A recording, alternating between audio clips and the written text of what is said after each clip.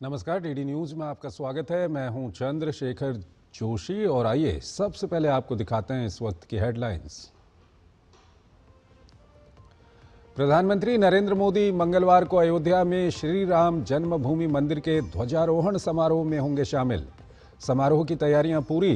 प्रधानमंत्री ने कहा, प्रभु श्री राम भारतवर्ष की आत्मा, उसकी चेतना और उसके गौरव का है आधार।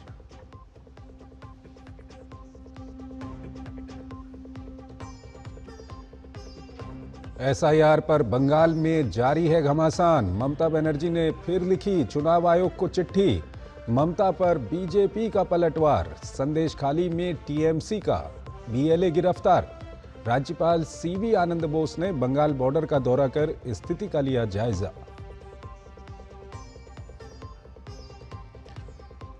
नौसेना को मिला नया योद्धा, silent Hunter anti submarine warfare shallow water craft माहे हुआ शामिल। समुद्री सुरक्षा होगी मजबूत।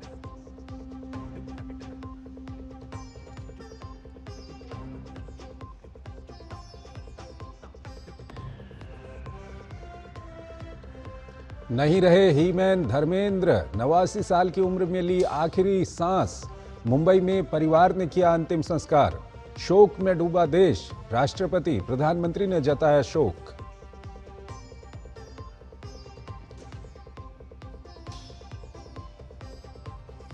जयपुर में खेलो इंडिया यूनिवर्सिटी गेम्स के 5वें संस्करण का आगाज। राजस्थान के 7 शहरों में 5000 से अधिक खिलाड़ी 23 खेलों में पदक के लिए करेंगे जोर आजमाइश।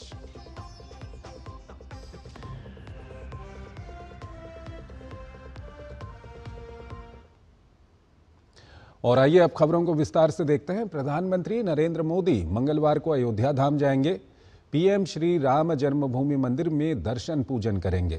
प्रधानमंत्री श्री रामलला के पवित्र मंदिर के शिखर पर केसरिया ध्वज के विधिवत आरोहण के ऐतिहासिक क्षण का साक्षी बनेंगे। इस विशेष अवसर के लिए पूरी अयोध्या नगरी को विशेष रूप से सजाया गया है।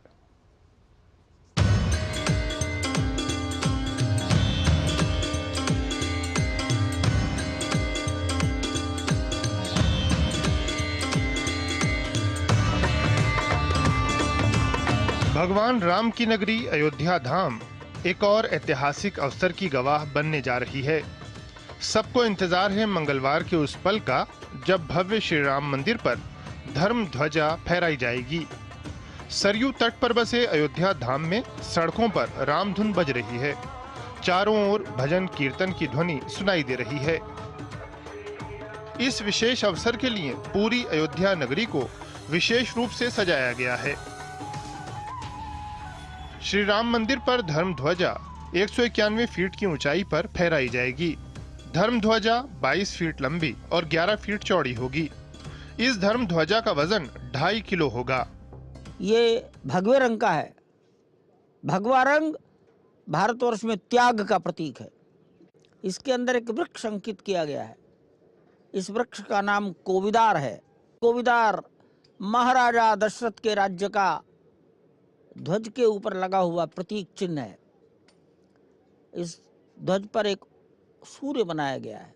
राम सूर्यवंशी है। सूर्य के बीच में ओम अंकित है। ओम भगवान के मुख से निकला हुआ पहला अक्षर है, इसलिए ओंकार ये ध्वनि भगवान की वाणी है। प्रधानमंत्री नरेंद्र मोदी ध्वजारोहण समारोह में शामिल होंगे। राष्ट्रीय स्वयंसेवक संघ के सरसंघचालक मोहन भागवत और अयोध्या के विभिन्न वर्ग से जुड़े लोग भी इस अवसर पर मौजूद रहेंगे। श्री राम मंदिर में जो पताका फहराया जाएगा वो लगेगा कि पूर्ण रूप से कंप्लीट हो गया। अब हम लोग सनातन धर्म से कंप्लीट जुड़ चुके हैं। बहुत प्रसन्नता है, उल्लास है और हम लोग इसमें शामिल हो रहे हैं। ये बहुत खुशी की बात है। मोदी जी आने वाले हैं तो हमको इतना अच्छा लग रहा है ना, और आज इतना दर्शन मतलब इतना अच्छा हुआ है ना कि मन भर गया हमारा। हम लोग बहुत सौभाग्यशाली हैं जो अयोध्या की धरती पे कदम रखने का हम लोग को मौका मिला। हम लोग कृतार्थ हो गए। यहाँ पे आया और देखा, मन भर गया। बहुत अच्छा लगा, बहुत अच्छा लगा। हम खुद रामानंदी हैं तो हम तो बहुत ही उत्साहित हैं कि पताका लहराई जाएगी पीएम साहब के द्वारा। जय श्री राम, जय श्री राम। बोलो सियावर रामचंद्र की, बोलो पवन पुत्र हनुमान की। ध्वजारोहण समारोह को लेकर पूरी अयोध्या नगरी में उत्सव का माहौल है। भव्य श्री राम मंदिर के शिखर पर ध्वजारोहण इस बात का प्रतीक है कि मंदिर अब संपूर्ण हो चुका है। 25 नवंबर 2025 वो तारीख है जो पौराणिक नगरी अयोध्या के इतिहास में दर्ज होने जा रही है।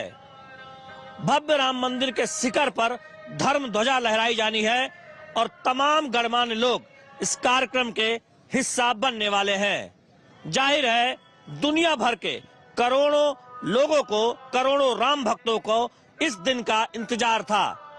अब वो समय आ गया है जब एक नई तारीख विशेष तौर पर इतिहास में दर्ज होने वाली है। अयोध्या 25 नवंबर में क्या कुछ हुआ था, इसके लिए भी अब याद की जाएगी। आशुतोष शुक्ला और निखिल सिंह के साथ शैलेंद्र मिश्र की रिपोर्ट, डीडी न्यूज। प्रधानमंत्री नरेंद्र मोदी ने अयोध्या में राम मंदिर में होने वाले कार्यक्रम का जिक्र करते हुए सोशल मीडिया साइट एक्स पर लिखा, प्रभु श्री राम भारतवर्ष की आत्मा, उसकी चेतना और उसके गौरव का आधार हैं। मेरे लिए ये परम सौभाग्य की बात है कि कल 25 नवंबर को सुबह करीब 10 बजे अयोध्या के दिव्य भव्य श्री राम जन्मभूमि मंदिर परिसर में दर्शन पूजन का अवसर प्राप्त होगा। इसके बाद दोपहर लगभग 12 बजे श्री रामलला के पवित्र मंदिर के शिखर पर केसरिया ध्वज के विधिवत आरोहण के ऐतिहासिक क्षण का साक्षी बनूंगा। ये ध्वज भगवान श्री राम के तेज, शौर्य और उनके आदर्शों के साथ साथ हमारी आस्था, आध्यात्म और सांस्कृतिक विरासत का प्रतीक है। जय श्री राम।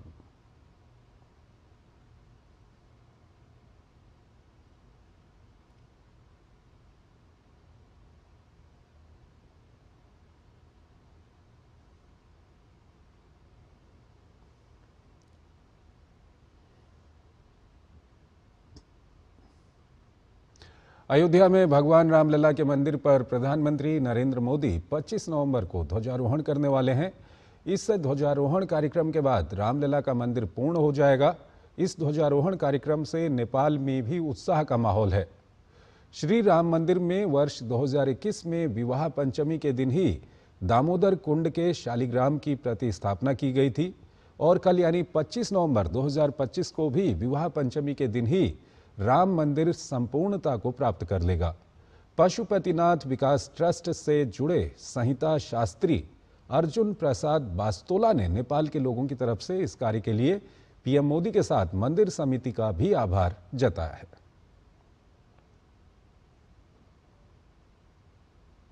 पशुपतिनाथ के चरण कमल से आज विवाह पंचमी के महोत्सव में विश्व के हिंदुओं की एक अथक संघर्ष का प्रतीक राम मंदिर विवाह पंचमी के दिन पूर्ण हो रहा है। इसमें संपूर्ण नेपालवासी और विश्व के सभी हिंदू भी इस दिन को बहुत दिनों से प्रतीक्षारत थे। उनका ये प्रतीक्षा पूर्ण हुआ। इसमें मैं और संपूर्ण नेपालवासी की तरफ से विश्व के संपूर्ण हिंदुओं को और भारत के यशस्वी प्रधानमंत्री नरेंद्र मोदी जी को, योगी जी को साधुवाद देते हुए धन्यवाद देता हूं। प्रधानमंत्री नरेंद्र मोदी मंगलवार को हरियाणा के कुरुक्षेत्र जाएंगे और वहां कई कार्यक्रमों में हिस्सा लेंगे। पीएम मोदी ने सोशल मीडिया साइट एक्स पर लिखा, हरियाणा की पुण्यभूमि कुरुक्षेत्र में कल शाम कई कार्यक्रमों का हिस्सा बनूंगा।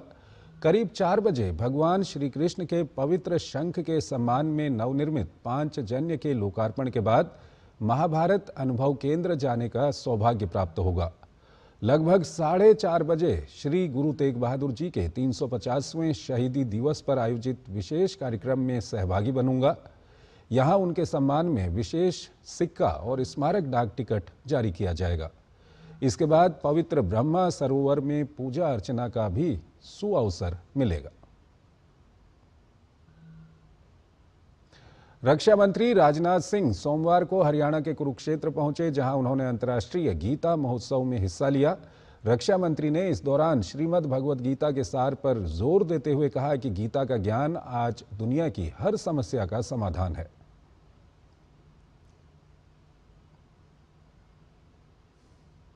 किसी समस्या का समाधान यदि खोजना है तो गीता का ज्ञान ही वह समाधान दे सकता है। जिस बात को आज दुनिया इतना प्रचारित करती है, वह बात श्री कृष्ण ने 5000 वर्ष पहले बता दी थी कि मनुष्य का व्यवहार उसके विचारों से बनता है और विचारों का शुद्धिकरण केवल भक्ति और योग से ही होता है।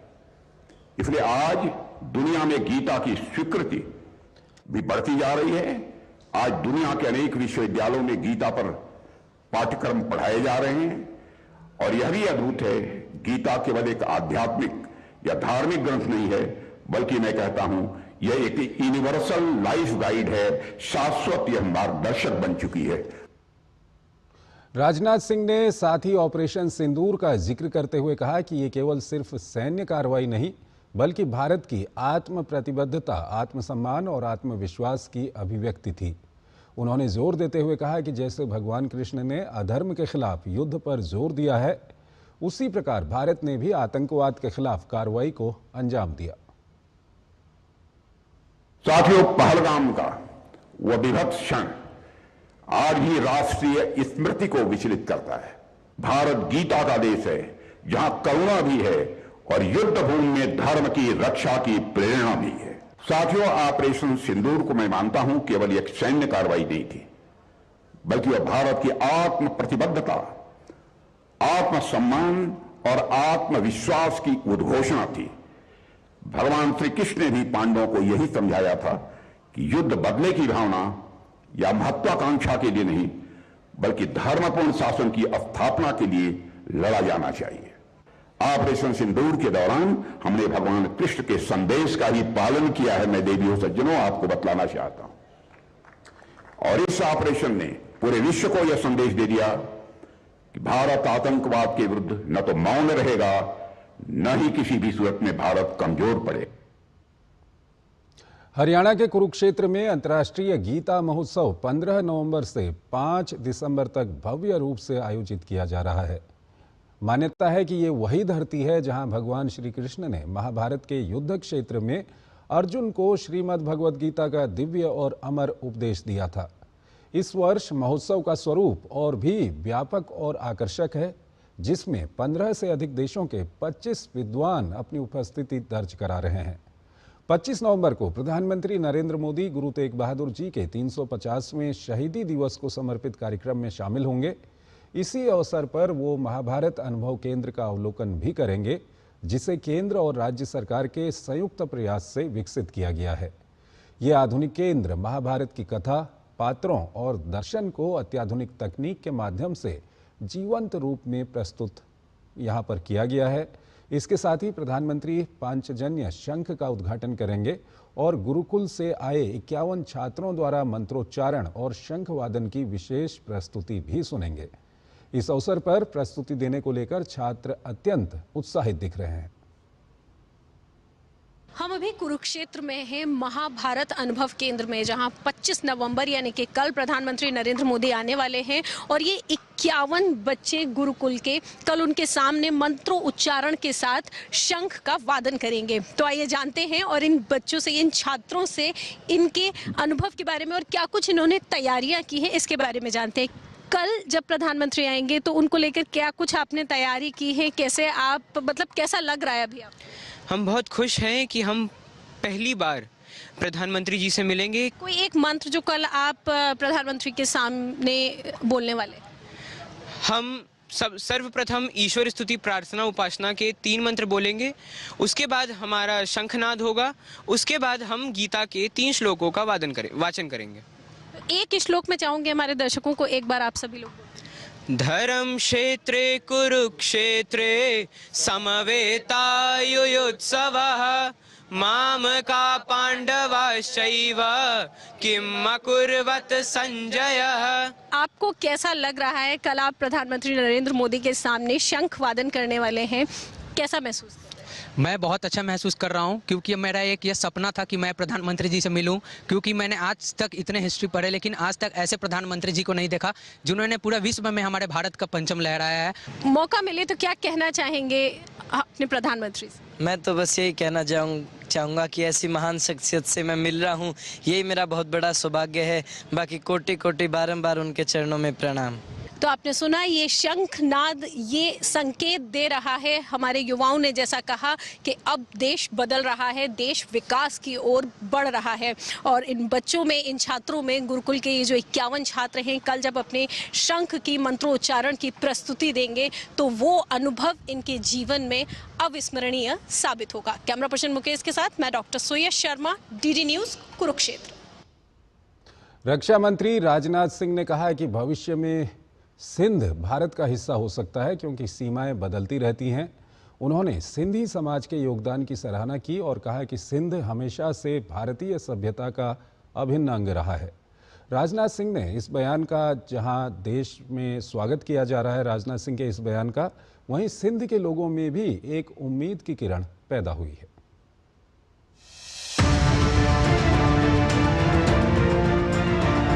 रविवार को दिल्ली में सिंधी समुदाय के एक इवेंट में बोलते हुए रक्षा मंत्री राजनाथ सिंह ने सिंध और भारत के बीच कल्चरल और सिविलाइजेशनल लिंक पर भाजपा के वरिष्ठ नेता लालकृष्ण आडवाणी की लिखी बातों का जिक्र करते हुए कहा कि आडवाणी की पीढ़ी के कई सिंधी हिंदू 1947 के बंटवारे के दौरान सिंध के अलग होने को कभी नहीं मान पाए। राजनाथ सिंह ने कहा कि आज भी लोग गर्व के साथ पंजाब, सिंध, गुजरात, मराठा गाते हैं और हमेशा गाते रहेंगे। उन्होंने दोहराया कि भले ही सिंध आज पाकिस्तान का हिस्सा है, लेकिन बॉर्डर बदल सकते हैं और कल सिंध भारत में वापस आ सकता है।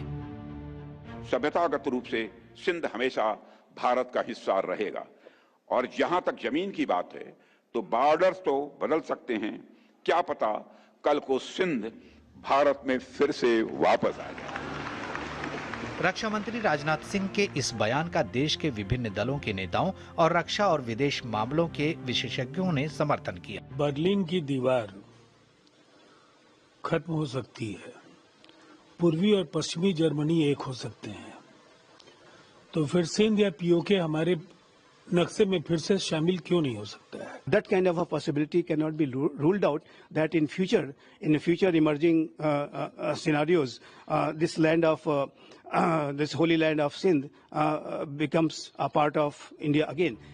रक्षा मंत्री राजनाथ सिंह ने सिंधी समुदाय की आकांक्षाओं को आवाज दी तो पाकिस्तान तिलमिला उठा और बयान जारी कर इसकी आलोचना कर डाली। लेकिन सिंध आंदोलनकारियों को राजनाथ सिंह के इस बयान में पाकिस्तानी जुल्म सितम से आजादी को लेकर उम्मीद की किरण दिखाई देने लगी है। पीओके वाले कहते हैं कि वो पाकिस्तान के साथ नहीं रहना चाहते, गिलगित बिल्तिस्तान वाले कहते हैं कि वो पाकिस्तान के साथ नहीं रहना चाहते, सराइकी वहां पर मुतमईन नहीं है, और हम सिंधी तो पहले दिन से कहते हैं कि हम पाकिस्तानी नहीं हैं, पाकिस्तान कोई हमारा मुल्क नहीं है। पाकिस्तान के सिंध प्रांत में आजादी की मांग दशकों पुरानी है क्योंकि पाकिस्तान की सरकार लगातार न सिर्फ सिंध की सांस्कृतिक पहचान को खत्म करने की कोशिश कर रही है बल्कि सिंध में भी बलूचिस्तान की तरह ही लोगों का उत्पीड़न किया जा रहा है। ऐसे में राजनाथ सिंह के बयान से जहां सिंध वासियों की उम्मीद जगी है, वहीं प्राचीन भारतीय सभ्यता के एकीकरण की आवाज को भी बल मिला है। Bureau report, DD news.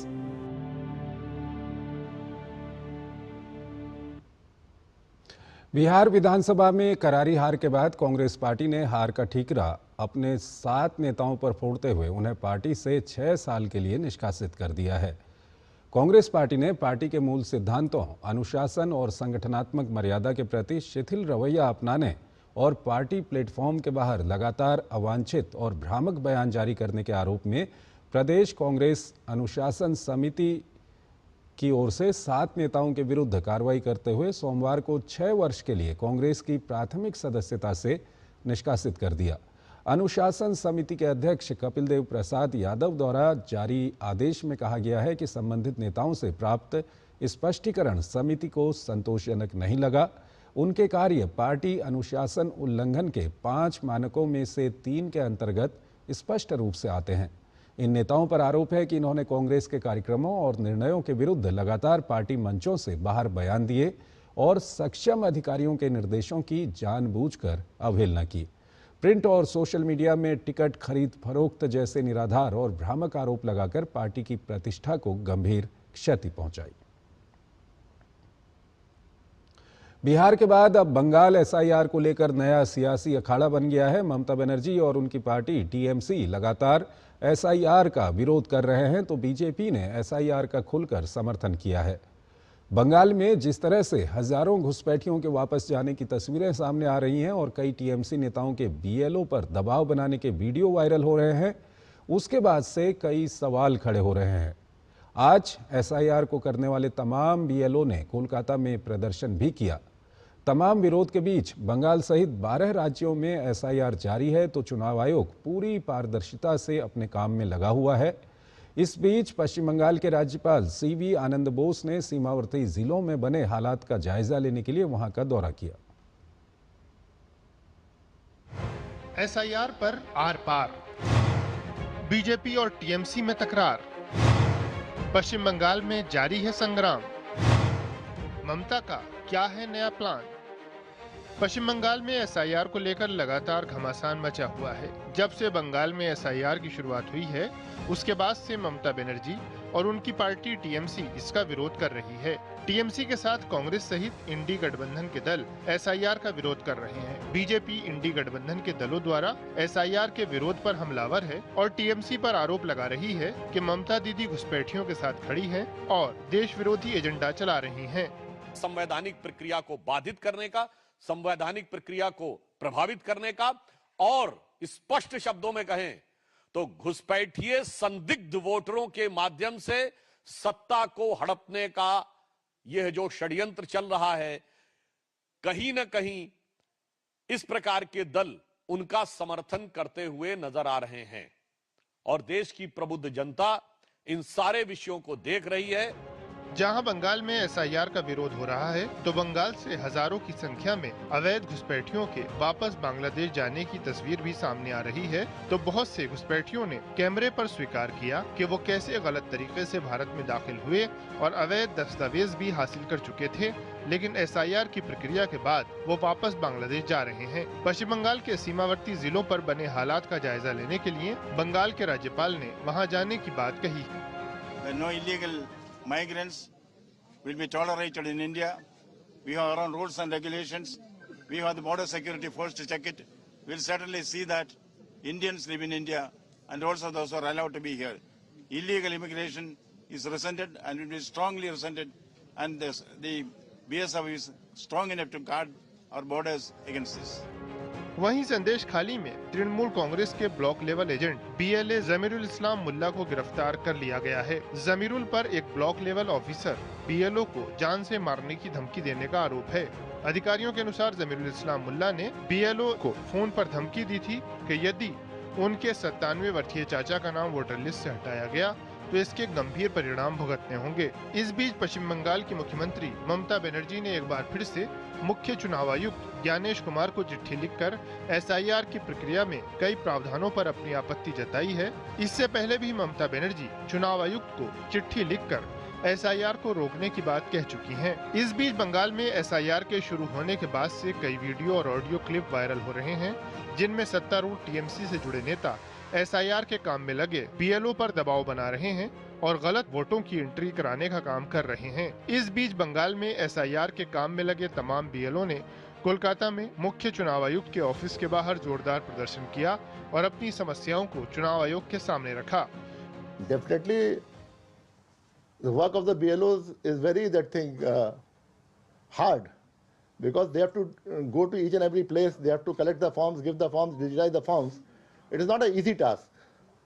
So BLOs are putting their level best in the entire thing. And regarding the politics aspect, but I can't comment on that. You yourself have said. Bengal ही नहीं बल्कि देश के 12 राज्यों में एसआईआर की प्रक्रिया जारी है, जिसको लेकर विपक्षी दलों के कई नेताओं ने एसआईआर को रोकने की मांग की है, तो किसी ने इसे टालने की बात कही। लेकिन बीजेपी ने एसआईआर जैसी संवैधानिक प्रक्रिया को रोकने के लिए विपक्षी नेताओं द्वारा अपनाए जा रहे हथकंडों पर सवाल खड़े किए हैं। एसआईआर किस रूप से करते हैं, इसमें पूरा समय और ट्रांसपेरेंसी होनी चाहिए, तो उसका लाभ है, ताकि कोई वोट किसी से वंचित ना रहे, सबकी वोट बने जो उनका अधिकार है, और गलत वोट किसी ना कटे।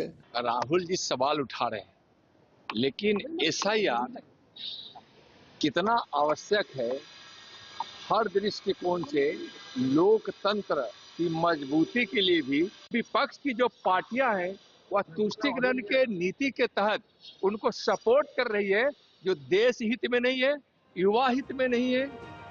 बिहार में एसआईआर पर भले ही विपक्षी दलों ने सवाल खड़े किए थे, लेकिन बिहार की जनता का समर्थन विपक्षी दलों को नहीं मिला। अब बंगाल एसआईआर के मुद्दे पर नया सियासी अखाड़ा बन गया है और इंडी गठबंधन के दल वहां एसआईआर को रोकने की कोशिश कर रहे हैं। बीजेपी ने इसे संवैधानिक प्रक्रिया को रोकने की कोशिश और देश विरोधी काम बताया है। Bureau report, DD news.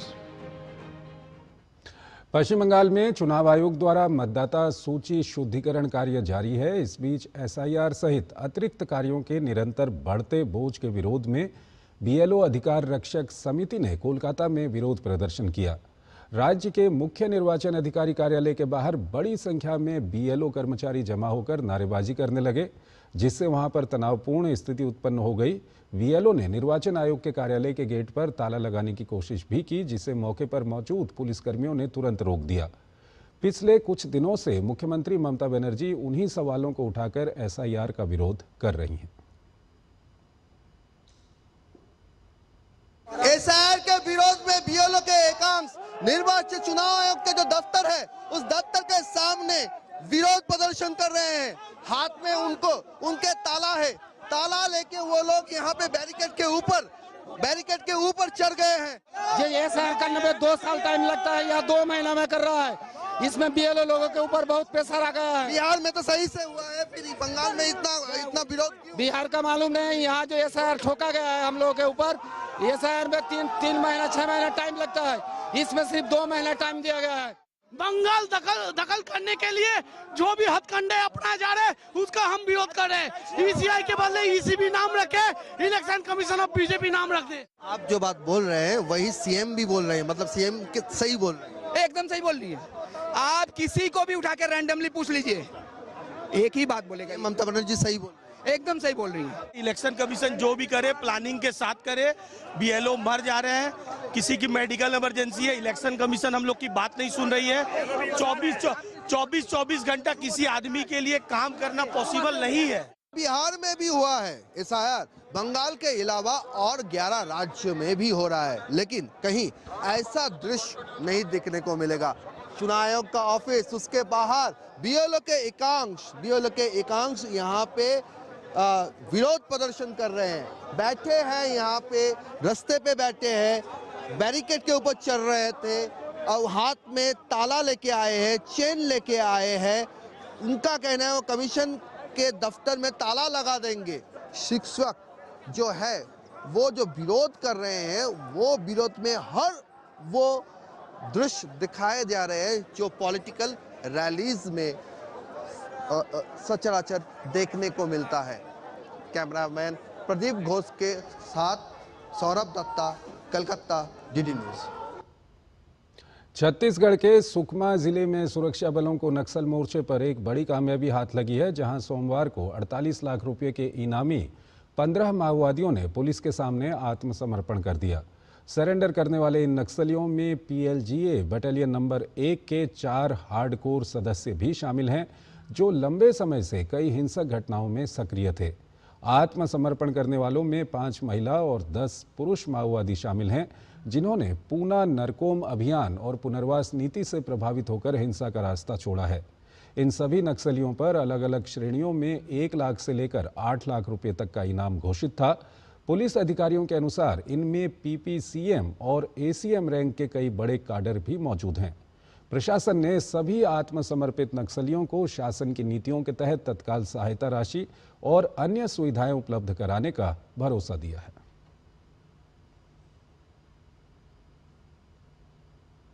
राजनीतिक बहस में अक्सर अर्बन नक्सल शब्द का इस्तेमाल किया जाता है, लेकिन रविवार को दिल्ली के इंडिया गेट पर जो हुआ उसके बाद पूरा देश स्तब्ध हो गया।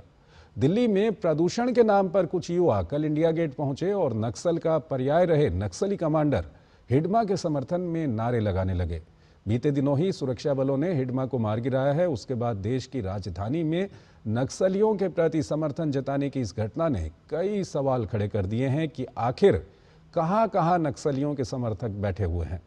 इस घटना के बाद दिल्ली पुलिस ने मामला दर्ज कर कार्रवाई शुरू कर दी है, तो बीजेपी ने इस मुद्दे पर विपक्षी दलों से सवाल खड़े किए हैं।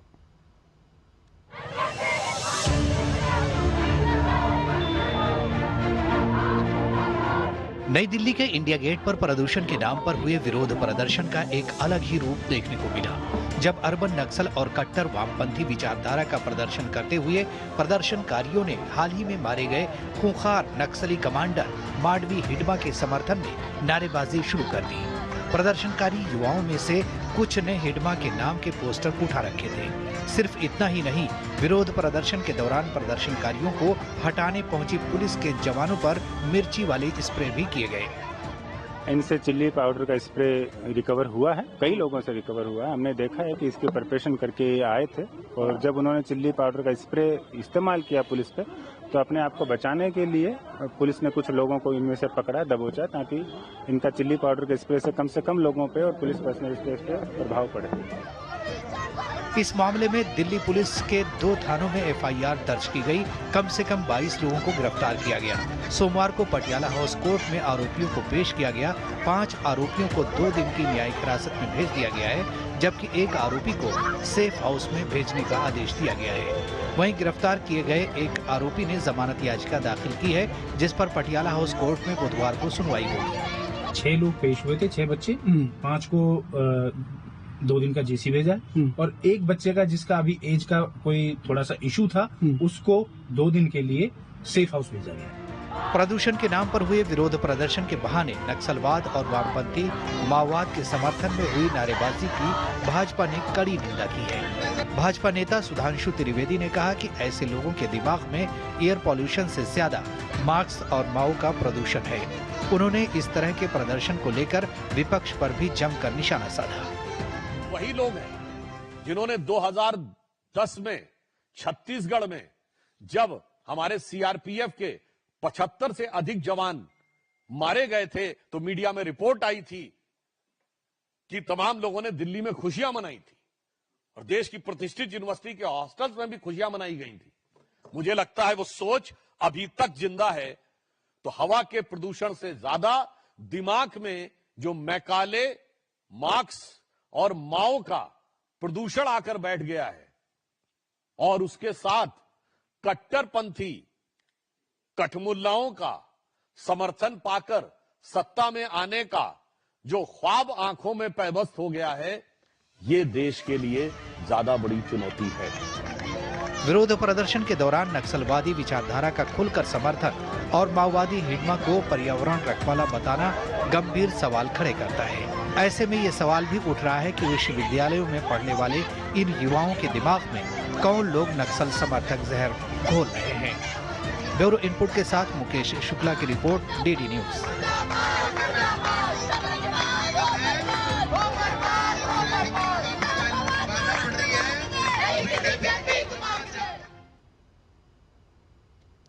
उत्तराखंड के उधम सिंह नगर जिले में बिस्नौली सर्वोदय ग्रामोद्योग सेवा संस्थान द्वारा रेल विकास निगम लिमिटेड के सहयोग से एक निःशुल्क स्वास्थ्य जांच शिविर का आयोजन किया गया। इसमें कई सौ लोगों ने एनीमिया, मधुमेह और उच्च रक्तचाप समेत कई स्वास्थ्य जांच कराई। पेश है उधम सिंह नगर के सिसोना गांव से हमारे संवाददाता गिरीश निशाना की ये ग्राउंड रिपोर्ट। ये है उत्तराखंड में उधम सिंह नगर जिले का सिसोना गांव। यहाँ भीड़ पहुंची है अपने स्वास्थ्य की जांच कराने। जी हां, बिस्नौली सर्वोदय ग्रामोद्योग सेवा संस्थान यानी BSGSS द्वारा रेल विकास निगम लिमिटेड के सहयोग से इस गांव में जन आरोग्यम सामुदायिक स्वास्थ्य केंद्र चलाया जा रहा है। सोमवार को RVNL समर्थित जन आरोग्यम सामुदायिक स्वास्थ्य कार्यक्रम के तहत यहां एक निःशुल्क स्वास्थ्य जांच शिविर का आयोजन किया गया। इसमें काफी संख्या में ग्रामीणों ने अपने स्वास्थ्य की जांच कराई। Bishnoli provides health services to the people of Udham Singh Nagar through a fully equipped health clinic with diagnostic facilities. These include regular OPD, health consultations and free medicines. स्वस्थ भारत विकसित भारत की नींव है। इस सोच को आगे बढ़ाते हुए हमारी गैर सरकारी संस्था बिश्नौरी सर्वोदय ग्रामोद्योग सेवा संस्थान ने रेल विकास निगम, जो एक रेलवे का PSU है, उनके सौजन्य से सिसोना गांव, उधम सिंह नगर जिला, उत्तराखंड राज्य में एक स्वास्थ्य केंद्र की स्थापना की है। कुछ माह पहले ये केंद्र स्थापित किया गया और यहाँ पे सप्ताह के 6 दिन निःशुल्क डॉक्टरी जांच, निःशुल्क टेस्ट और निःशुल्क दवाएं उपलब्ध कराई जाती हैं। आज इसी सिलसिले को आगे बढ़ाते हुए एक भव्य शिविर का आयोजन किया गया है और यहाँ पे डायबिटीज, एनीमिया की खास जांच की जा रही है। यहाँ आयोजित हेल्थ कैंप में एनीमिया, मधुमेह और उच्च रक्तचाप पर ध्यान केंद्रित करते हुए एक चिकित्सा दल की देखरेख में कई 100 लोगों की स्वास्थ्य जांच की गई। इन लोगों को दवाइयां और पोषण पूरक भी वितरित किए गए। अपने गांव में आयोजित इस स्वास्थ्य शिविर को लेकर लोग काफी उत्साहित दिखे। हम अपने स्वास्थ्य की जांच कराने आए हैं और फ्री में हो रही है जांच, हमें अच्छा लगा। दवा मिल रही है, मुझे बहुत खुशी है, बहुत खुश हैं हम बहुत अच्छा सुविधा मान रहे हैं। जो गरीब है बेचारे, उनका सभी को मिल रही है दवा फ्री में। पहले सब सितारगंज जाना पड़ता था, यहाँ 10 किलोमीटर पड़ता है, अब इधर हो गया तो यहाँ बहुत बढ़िया हो गया। मैंने अपना ब्लड टेस्ट कराया है, जहाँ मुझे बहुत पैसा खर्च करके मिलता, पर अब मुझे इसकी रिपोर्ट 10 मिनट में प्राप्त हो गई है फ्री। यहाँ पर हमें बहुत सुविधा हुई है और शुगर की भी जांच हो रही है और खांसी, जुखाम, बुखार की भी दवाई दी जा रही है और जैसे कि कोई आँख से है तो उनका आँख की भी दवा दी जा रही है और प्रोटीन जिसकी कमज़ोर है उसको भी दवा दी जा रही है, प्रोटीन। हमारे महिलाओं को बहुत सुविधा है इसमें। कहीं बाहर जाने से ये तो किराया बच रहा है, देखो कहीं बाहर जाते हैं किराया भी पड़ता है और घर बैठे जो हमारी सुविधा मिल रही है, हर तरह की यहाँ दवा दी जा रही है, जो भी मर्ज हो उसकी दवा दी जा रही है। BSGSS द्वारा स्थापित एक पूर्णतः सुसज्जित क्लिनिक स्थानीय लोगों को व्यापक स्वास्थ्य सेवाएं प्रदान करता है। इनमें दवाओं और प्रयोगशाला परीक्षणों के साथ नियमित निःशुल्क OPD परामर्श शामिल है। बिश्नौली सर्वोदय ग्रामोद्योग सेवा संस्थान द्वारा रेल विकास निगम के सहयोग से उधम सिंह नगर में इस तरह का निःशुल्क स्वास्थ्य जांच शिविर का आयोजन किया गया है, जहां पर ग्रामीण काफ़ी संख्या में अपने स्वास्थ्य की जांच करा रहे हैं। हालांकि सरकार अपनी तरफ से प्रयास कर रही है कि लोगों को बेहतर स्वास्थ्य सुविधाएं दी जाएं, लेकिन इस तरह की पहल को तो और ज़्यादा सराहनीय कहा जाएगा। कैमरामैन अनिल ठाकुर के साथ गिरीश निशाना, DD न्यूज, उत्तराखंड। प्रधानमंत्री नरेंद्र मोदी के मेक इन इंडिया और आत्मनिर्भर भारत विजन को आगे बढ़ाते हुए भारत इलेक्ट्रॉनिक्स लिमिटेड BEL और फ्रांस की Safran electronics and defence SED ने भारत में highly agile modular munition extended range hammer smart precision guided air to ground weapon के उत्पादन के लिए एक संयुक्त उद्यम सहयोग समझौते JVCA पर हस्ताक्षर किए। ये समझौता नई दिल्ली में BEL के CMD मनोज जैन और SED के कार्यकारी उपाध्यक्ष अलेक्जेंडर जिगलर द्वारा सचिव रक्षा उत्पादन संजीव कुमार और सफरान के CEO ओलिवियर एंड्रीज की उपस्थिति में संपन्न हुआ। हैमर एक युद्ध सिद्ध सटीक निर्देशित हथियार प्रणाली है जो अपनी उच्च सटीकता और मॉड्यूलर डिजाइन के लिए जानी जाती है, जिससे ये राफेल और हल्के लड़ाकू विमान तेजस सहित कई प्लेटफॉर्म्स के लिए अनुकूल है। ये संयुक्त उद्यम करार भारत के रक्षा औद्योगिक आधार को मजबूत करने के लिए BEL की प्रतिबद्धता को रेखांकित करता है। इसका उद्देश्य स्मार्ट परिशुद्धता निर्देशित हवा से जमीन पर मार करने वाले हथियार के निर्माण में SED के व्यापक अनुभव का लाभ उठाना है। मोदी सरकार की नई 4 श्रम संहिताएं कर्मचारियों के लिए बड़ा बदलाव लेकर आई हैं। 4 नए श्रम संहिताओं को लागू होने से पूरे देश में कर्मचारियों और व्यापारियों में काफी उत्साह है। जबलपुर में कर्मचारी और व्यापारी मोदी सरकार के इस फैसले का स्वागत कर रहे हैं। स्थानीय लोगों का कहना है कि मोदी सरकार का ये फैसला काफी सराहनीय है। इस फैसले से मजदूरों को संबल मिलेगा और देश आत्मनिर्भर भारत की दिशा में आगे बढ़ेगा। नई श्रम संहिताओं के लागू होने से रोजगार के अवसर बढ़ेंगे और महिलाएं भी सशक्त बनेंगी। निश्चित तौर पर भारत सरकार के माननीय श्री नरेंद्र मोदी जी की ये पहल स्वागत योग्य है। ऐसे श्रमिक जो असंगठित क्षेत्र में काम करते थे, अब उनका जीवन सुरक्षित होने जा रहा है। उनको नियुक्ति पत्र प्रदान करने की जो कानून बनाया गया है, निश्चित तौर पे उनके रोजगार को वो अब सुदृढ़ करेंगे।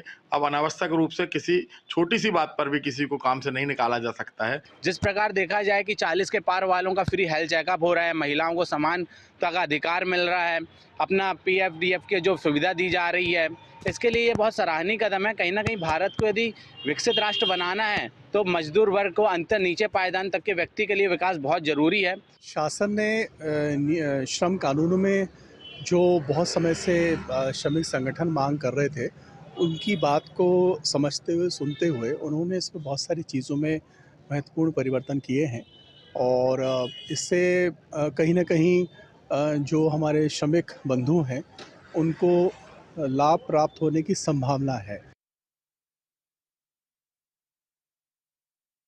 मुख्य न्यायाधीश जस्टिस सूर्यकांत के स्वागत में राष्ट्रपति भवन सांस्कृतिक केंद्र में एक औपचारिक डिनर का आयोजन किया। कार्यक्रम में उपराष्ट्रपति CP राधाकृष्णन, रक्षा मंत्री राजनाथ सिंह, गृह और सहकारिता मंत्री अमित शाह सहित सरकार के वरिष्ठ सदस्य उपस्थित रहे। पूर्व CJI justice Bhushan Ramakrishna Gavai, supreme court के न्यायाधीशों और विभिन्न हाईकोर्ट के न्यायाधीश समेत दूसरे कई बड़े लोग भी डिनर में शामिल हुए।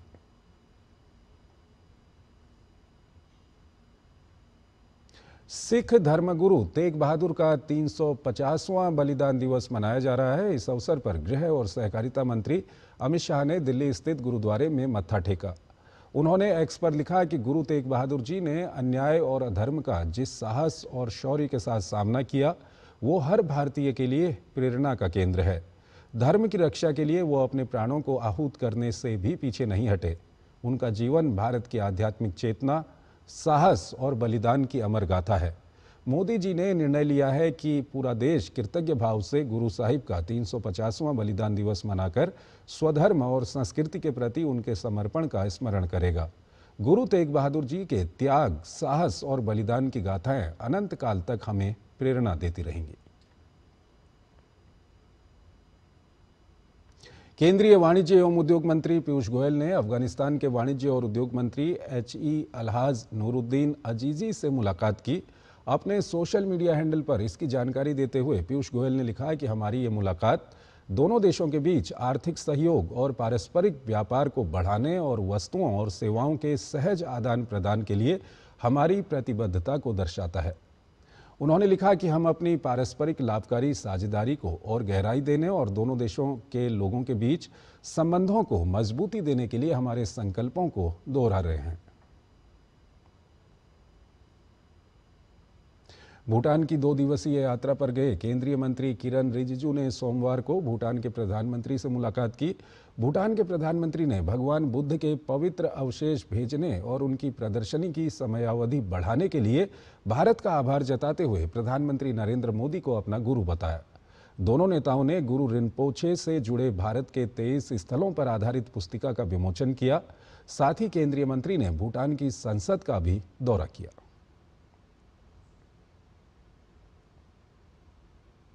रेल मंत्री अश्विनी वैष्णव ने बड़ौत रेलवे स्टेशन पर 2 ट्रेनों को हरी झंडी दिखाकर रवाना किया। दिल्ली सहारनपुर रेल मार्ग पर यह ट्रेन संचालन दैनिक यात्रियों के लिए एक बड़ी सौगात है। उद्घाटन के बाद केंद्रीय मंत्री अश्विनी वैष्णव और केंद्रीय राज्य मंत्री जयंत चौधरी ट्रेन में सवार होकर यात्रियों से बातचीत कर रहे थे और उनकी परेशानियों और सुविधाओं के बारे में भी उन्होंने जानकारी ली। केंद्रीय मंत्री अश्विनी वैष्णव ने लोगों से बातचीत करने के बाद कहा कि नई ट्रेनों के चलने से क्षेत्र में मजबूत रेल नेटवर्क तैयार होगा और यहां के लोगों के लिए रोजगार और विकास के नए अवसर भी बनेंगे। ये रूट बहुत ही इम्पोर्टेंट है।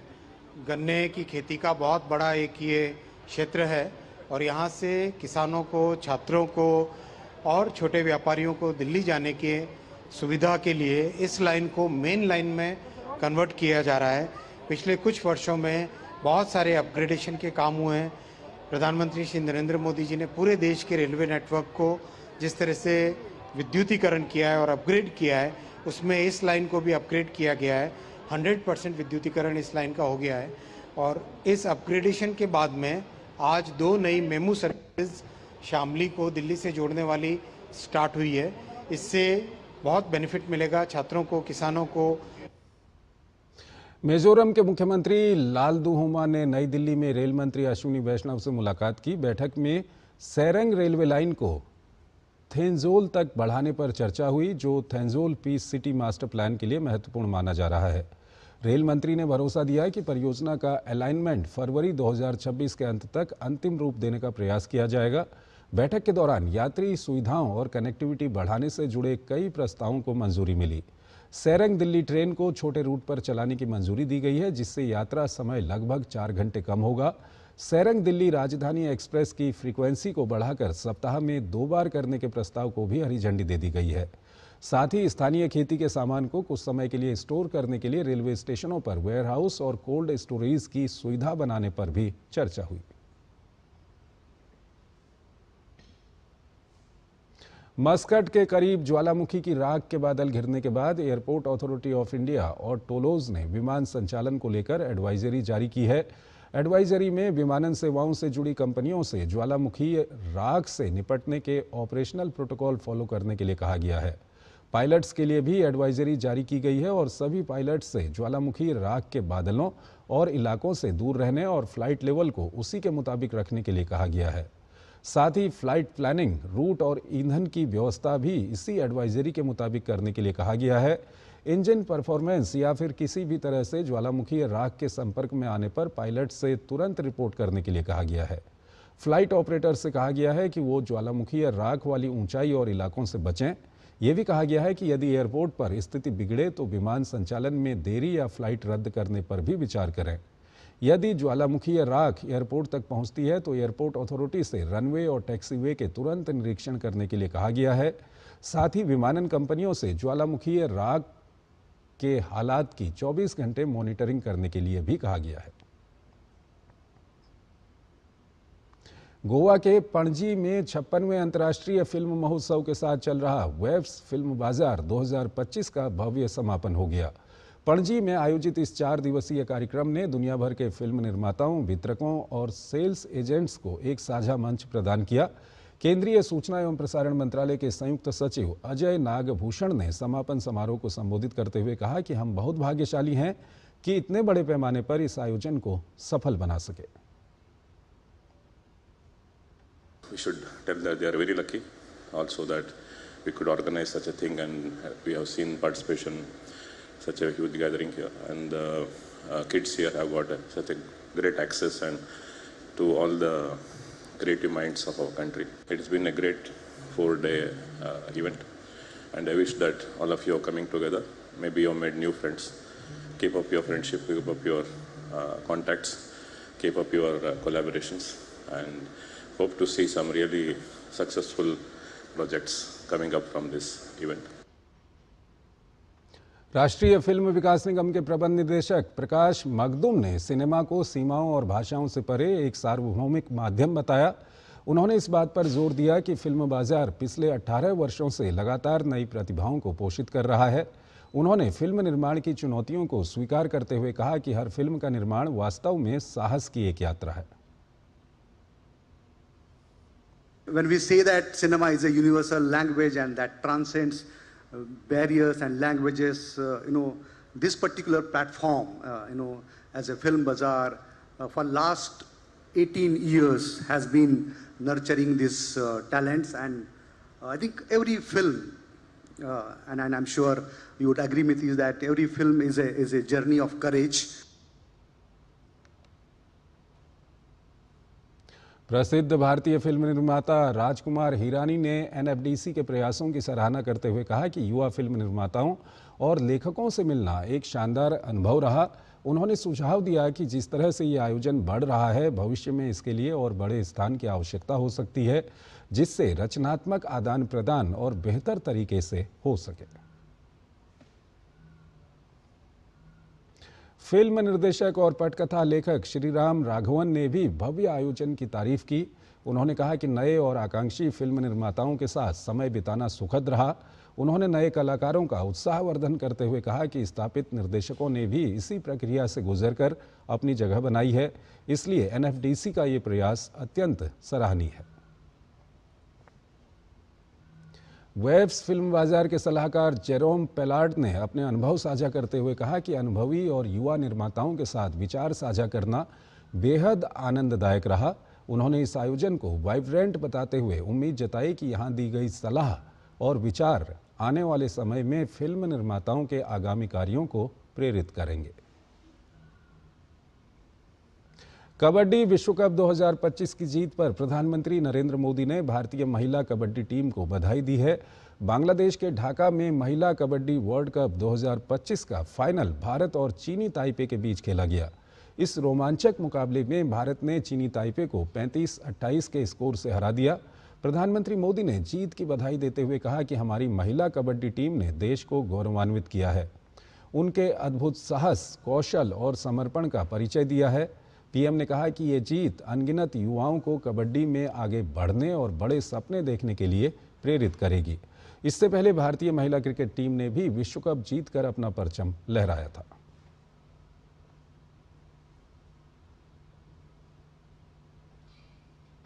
राजस्थान के मुख्यमंत्री भजनलाल शर्मा और केंद्रीय खेल मंत्री डॉक्टर मनसुख मंडाविया ने खेलो इंडिया यूनिवर्सिटी गेम्स 2025 का उद्घाटन किया।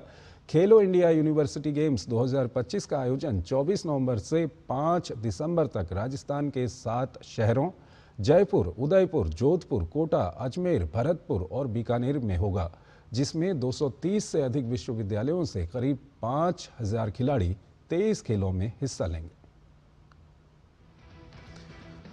खेलो इंडिया यूनिवर्सिटी गेम्स के 5वें संस्करण का आगाज जयपुर में आयोजित एक भव्य उद्घाटन समारोह में हुआ। खेलों का उद्घाटन एक रंगारंग कार्यक्रम के दौरान राजस्थान के मुख्यमंत्री भजनलाल शर्मा और केंद्रीय खेल मंत्री डॉक्टर मनसुख मांडविया ने किया।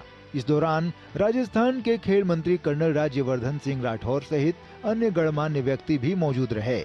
इस मौके पर उपस्थित राजस्थान के मुख्यमंत्री भजनलाल शर्मा ने युवाओं को खेलो इंडिया जैसा मंच देने के लिए पीएम मोदी का आभार जताया।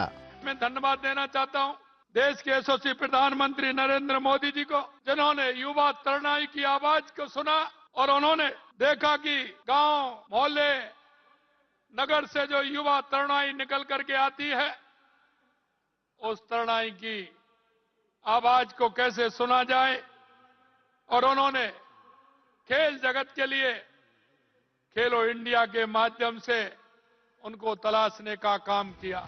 कार्यक्रम में उपस्थित केंद्रीय खेल मंत्री डॉक्टर मनसुख मांडविया ने कहा कि देश की युवा शक्ति विकसित भारत के निर्माण में अहम योगदान निभाएगी। देश बदल रहा है, देश आगे बढ़ रहा है। नया भारत का निर्माण विकसित भारत के लक्ष्य के साथ हो रहा है। देश में आज 4.25 करोड़ यूथ कॉलेज में पढ़ रहे हैं। उसकी ताकत, उसकी क्षमता ये देश की खेलों को दिशा देगी, और इसलिए खेलो इंडिया यूनिवर्सिटी गेम्स के द्वारा हर साल खेलो इंडिया यूनिवर्सिटी गेम्स आयोजित करके उसमें एथलीट को नर्चर करा जाएगा। इन खेलों का आयोजन भारतीय खेल प्राधिकरण और राजस्थान मिलकर कर रही है। प्रतियोगिताओं का आयोजन 24 नवंबर से 5 दिसंबर तक राजस्थान के 7 शहरों जयपुर, उदयपुर, जोधपुर, कोटा, अजमेर, भरतपुर और बीकानेर में होगा। खेलो इंडिया यूनिवर्सिटी गेम्स 2025 में 230 से अधिक विश्वविद्यालयों के करीब 5000 खिलाड़ी 23 खेलों में पदक के लिए प्रतिस्पर्धा करेंगे। खेलो इंडिया यूनिवर्सिटी गेम्स में इस वर्ष कैनोइंग, कायाकिंग, साइकिलिंग और बीच वॉलीबॉल जैसे नए खेलों को शामिल किया गया है। खेलो इंडिया यूनिवर्सिटी गेम्स भारत की उभरती खेल प्रतिभाओं के लिए एक बड़ा मंच है, जो देश के सर्वश्रेष्ठ युवा खिलाड़ियों को एकजुट करता है, जो समर्पण, अनुशासन और उत्कृष्टता की भावना का प्रतिनिधित्व करते हैं। Sports desk, DD news.